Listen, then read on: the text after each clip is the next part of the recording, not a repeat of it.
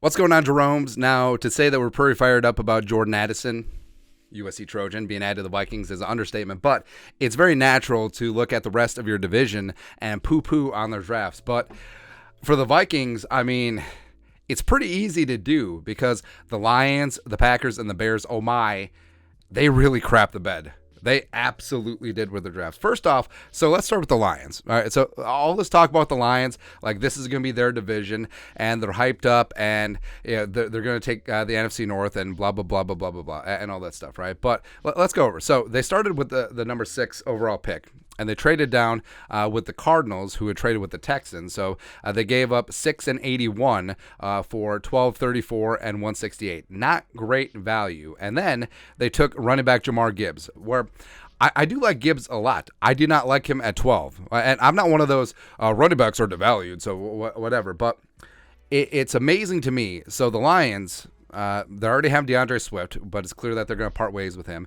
They paid David Montgomery a lot of money, even though, yes, Gibbs and Monty have very dissimilar styles, but you're spending the number 12 overall pick on a situational player.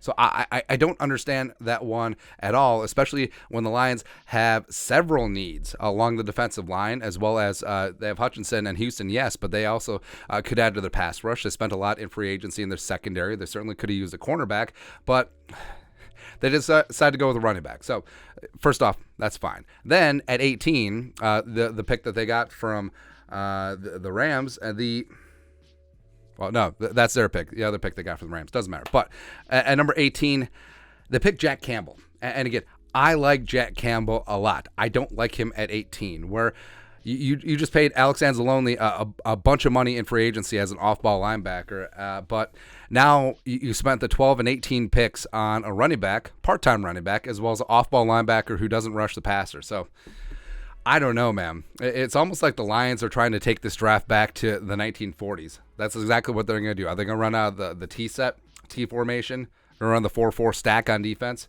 that what's going on?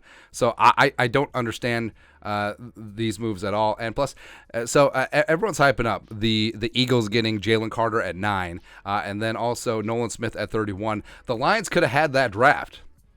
The Lions could have taken Jalen Carter at 6 if they would have stayed put, and then they could have taken Nolan Smith at 18, but they decided not to, and then they spent the 2 picks on a running back and an off-ball linebacker. So,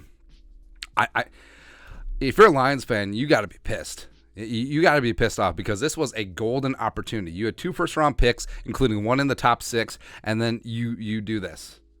You do that, where I don't know, man. I don't know. And then you got the crooked Chicago Bears. So first off, the Bears started off at 1. They got a bit of a haul, including DJ Moore and a couple first-round picks and some nice to trade down from 1 to 9. Fully understand that. But then flip-flopping from 9 to 10, I mean, which is great.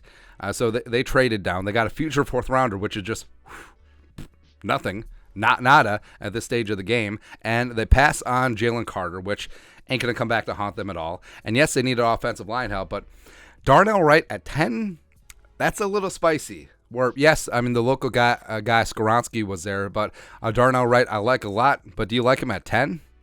I don't know.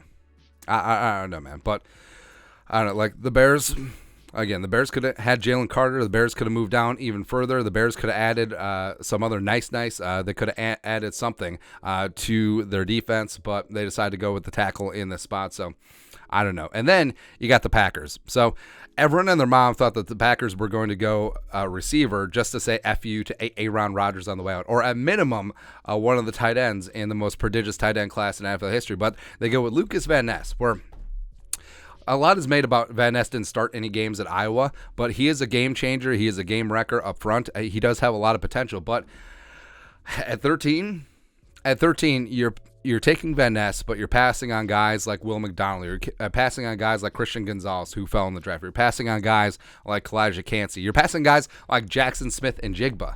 So I don't understand this one. I really don't. Where I think you could have gotten Ness a lot later than 13, but the Packers just sticking and picking. I don't know, man. So I think it's pretty clear, the Vikings getting Addison at 23, that the guy that they liked all along and is going to fit in perfectly in the Vikings offense. And yeah, they could have took Will Levis. Yeah, they could have took Deonte Banks. Yeah, they could have taken Joey Porter Jr., but they got their guy at 23 in Jordan Addison. And so the Vikings clearly came out ahead. I mean, the Packers, I think, reached on Van Ness. So they could have had Jackson Smith and Jigba. The Bears got nothing by moving down. They should have taken Jalen Carter, who fell into their lap at 9, but they took Darnell Wright, who's going to be solid. But I think the Lions screwed the pooch the worst. The worst. They came in with 6 and 18 and ended up with an extra second-round pick and a part-time running back and an off-ball linebacker who doesn't rush the passer. But other than that, the roar has been restored.